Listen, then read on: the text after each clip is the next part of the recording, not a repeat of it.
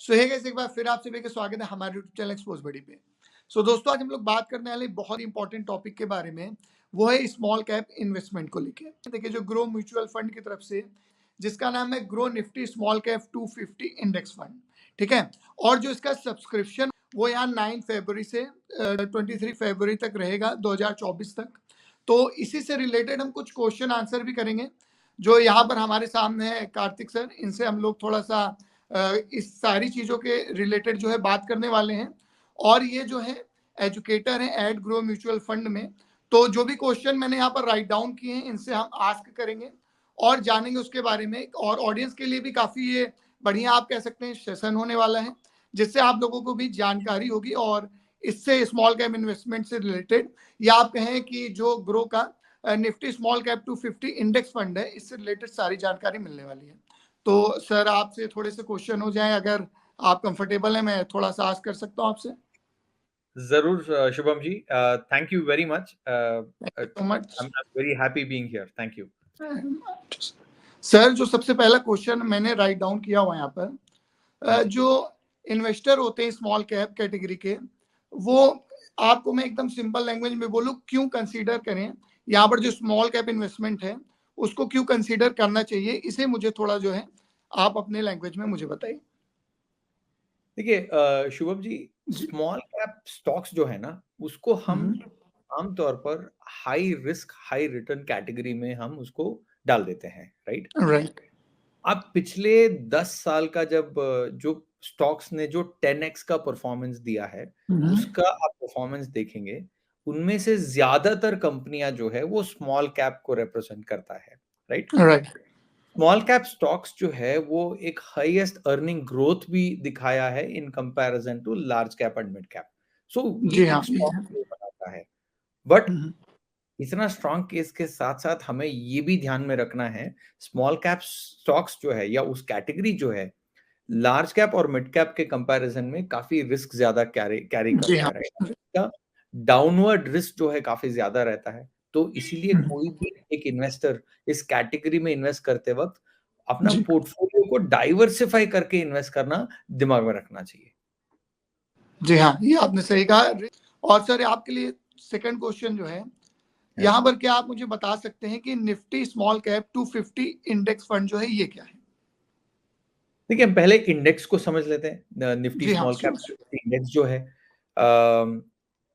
ये जो stock exchange में इतने सारे कंपनियां जो लिस्टेड है, अगर इसको हम कैटेगराइज करें on the basis of size, large जी। मिड स्मॉल के साइज में अगर कैटेगराइज करें, और ये कैटेगराइज करने का पैरामीटर है based on market capitalisation. Hmm. Top 100 company large cap कहलाया जाता है। नंबर 101 टू 250 जो है उसको हम मिड कैप कह सकते हैं। नंबर 251 टू 500 जो है, ये जो 250 स्टॉक्स का यूनिवर्स जो है, इसको हम स्मॉल कैप कह सकते हैं, राइट। राइट। तो ये 250 स्टॉक का जो यूनिवर्स जो है वो 21 सेक्टर्स से लिया गया है, वो 21 सेक्टर्स को रिप्रेजेंट करता है। हालांकि नंबर ऑफ सेक्टर्स जो अवेलेबल है वो करीब 22 सेक्टर्स है। सो दैट मींस आप जी जब हाँ। स्मॉल इंडेक्स में इन्वेस्ट कर रहे हो, तो that means as good as saying आप 250 स्टॉक्स में इन्वेस्ट कर रहे हो और आपको 21 सेक्टर्स का रिप्रेजेंटेशन भी मिलता है, राइट।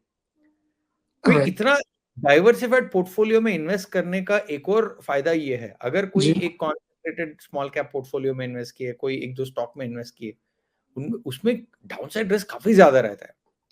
अब हम जैसे हम इतना अच्छा रिटर्न का जब जब रिटर्न की बात करते हैं, रिस्क का भी बात करना जरूरी है। पिछले हाँ, पांच साल में रिस्क तो जो ज्यादा। पिछले 5 साल में जो हाईएस्ट नेगेटिव रिटर्न देने वाला स्टॉक्स में भी स्मॉल कैप्स का ज्यादातर शेयर है।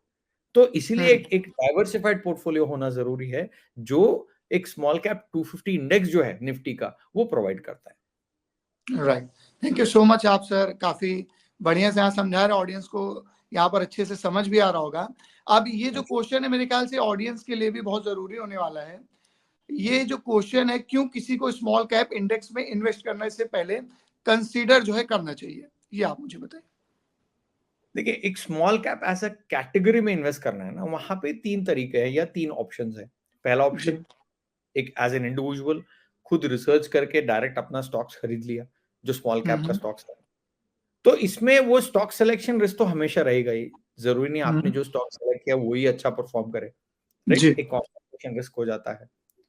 दूसरा ऑप्शन है small cap actively manage funds है। आप आज म्यूचुअल फंड इंडस्ट्री में देखेंगे करीब 24 actively managed small cap funds है, आप वहां पे भी इन्वेस्ट कर सकते हो। बट ये राइट हर एक स्मॉल कैप ये एक्टिव फंड का इन्वेस्टमेंट फिलॉसफी अलग रहता है, स्टॉक सेलेक्ट करने का पैरामीटर्स अलग रहता है, जिसकी वजह से हर एक का पोर्टफोलियो अलग अलग होता है, राइट? एज एन इन्वेस्टर अगर मेरे सामने 24 ऑप्शंस है तो उनमें से एक चुनना बहुत मुश्किल हो जाएगा। उसके साथ साथ ये भी ध्यान रखना है कि जरूरी नहीं है इस साल का या आज का बेस्ट परफॉर्मर आने वाले साल में भी बेस्ट परफॉर्मर रहे। सो फंड सिलेक्शन एक सबसे इंपॉर्टेंट क्राइटेरिया हो जाता है ये दूसरा तरीके में। तीसरा ऑप्शन क्या बचा है, वो आप इंडेक्स में इन्वेस्ट कर रहे हो। इंडेक्स में जी इन्वेस्ट करने का सबसे बढ़िया फायदा क्या है, वो पैसिव हो जाता है इन्वेस्ट। मतलब वो फंड जो है, फंड मैनेजर कोई एक्टिव कॉल नहीं लेते हैं, इसका जो पोर्टफोलियो है उसको एग्जैक्टली रेप्लिकेट करते हैं। जब इंडेक्स का पोर्टफोलियो मतलब क्या हुआ, सेम 250 स्टॉक्स आपको मिल रहा है एक जी इन्वेस्टमेंट बास्केट, उसके साथ साथ आपको 21 सेक्टर्स में भी एक्सेस मिल रहा है। So that is the benefit of investing in small cap index. और अगर सर हम लोग इसको जो है निफ्टी 50 के कंपैरिजन में, जो आपका small cap two 50 index fund है, इसको अगर हिस्टोरिकल परफॉर्मेंस के बारे में बात करें तो क्या इसके बारे में आप थोड़ा बता सकते हैं? और निफ्टी 50 से थोड़ा सा कंपैरिजन में भी यहाँ पर क्या निकल के आता है? जी हाँ। जनरली हर किसी को वो क्यूरियोसिटी रहता है कि रिटर्न कितना दिया है और राइट। Difference, right? आप निफ्टी 50 का CAGR देखेंगे, मतलब एनुअलाइज्ड जो कंपाउंडेड ग्रोथ रेट जो बोलते हैं, ये ऑन एन एवरेज रेट होता है। निफ्टी 50 ने 12.96% रिटर्न दिया हुआ है पिछले 10 साल में। लाइक लास्ट 10 इयर्स में निफ्टी 50 हैज गिवन 12.96% रिटर्न। उसी समय in the same last 10 years Nifty small cap 250 index ने 18.9% रिटर्न दिया हुआ है। जब आप देखेंगे इसका डिफरेंस इज ऑलमोस्ट 6% का डिफरेंस है सालाना। अगर इसी को हम एक SIP के हिसाब से देखेंगे, जी पिछले 15 साल में अगर कोई इस इंडेक्स में SIP करते फॉर 15,200 रुपीज हर महीना 15 साल के लिए, at the end of 15 years आपके हाथ में 1 करोड़ का एक कॉर्पस बिल्ड हुआ होता है। राइट सर, ऑडियंस के लिए काफी इंपॉर्टेंट क्वेश्चन भी था, और हिस्टोरिकल अगर आप परफॉर्मेंस यहाँ बता रहे हैं तो ये भी काफी इंपॉर्टेंट हो जाता है। लेकिन सर यहाँ पर इंडेक्स की अगर वैल्यूएशन के बारे में थोड़ा सा बात हो जाए तो वो भी थोड़ा बेटर होगा। जी सर। देखिए हर किसी को वो डर तो रहेगा ही कि मार्केट ऊपर जा रहा है, ठीक है, बट कब तक जाएगा, उसके बाद अगर मार्केट नीचे आ गया तो क्या होगा। सबका ये जनरली मानना रहता है अगर मार्केट एक्सपेंसिव चल रहा है तो हमें इन्वेस्ट करना चाहिए नहीं करना चाहिए, वो एक दुविधा में आ जाते हैं, राइट? इसके लिए जो हम वैल्यूएशन बोलते हैं ना, वैल्यूएशन के लिए एक साइंटिफिक तरीके से देखना जरूरी हो जाता है, other than looking at absolute market का जो नंबर्स रहता है उससे अच्छा। तो वो ऐसा कोई एक पैरामीटर कौन सा देख सकते हैं, जैसे कि हम पीई रेशो को कंसिडर कर सकते हैं। आई एम श्योर आप सब जानते होंगे, सुने भी होंगे। पीई रेशो जो है मार्केट प्राइस और अर्निंग पर शेयर दोनों को कंसिडर करके ये रिजल्ट आता है। इसका कंक्लूजन यही है, अगर कोई एक स्टॉक का या एक इंडेक्स का पी रेशियो 15 है तो मतलब क्या हुआ, आपका 1 रुपीज का अर्निंग आपको कमाने के लिए आपको 15 रुपीज इन्वेस्ट करना पड़ रहा है, मतलब 15 टाइम्स आपको इन्वेस्ट करना पड़ रहा है। जितना ज्यादा आप इन्वेस्ट करेंगे आपको सेम 1 रुपया पाने के लिए, मतलब उतना ज्यादा एक्सपेंसिव होते जा रहा है। जितना कम है हम बोल सकते हैं सस्ता है, बट ये कम या ज्यादा वो बोलने के लिए हमें किसी एक के साथ कंपेयर करना जरूरी है। तो हम क्या करेंगे अभी, निफ्टी स्मॉल कैप 250 इंडेक्स जो है उसको हम, जो एक्टिव फंड्स जो है ना 24 का, उस पोर्टफोलियो का एवरेज पी रेशियो क्या है उसके साथ कंपेयर करेंगे। जो एवरेज पी जो चल रहा है स्मॉल कैप एक्टिव फंड्स का वो है 42.62 आज के टाइम में। वही स्मॉल कैप 250 इंडेक्स का पीई जो है that is 25.62। This is the difference between the valuation of active portfolios versus index का पोर्टफोलियो। आप सिर्फ इंडेक्स का पोर्टफोलियो ही देखेंगे, राइट?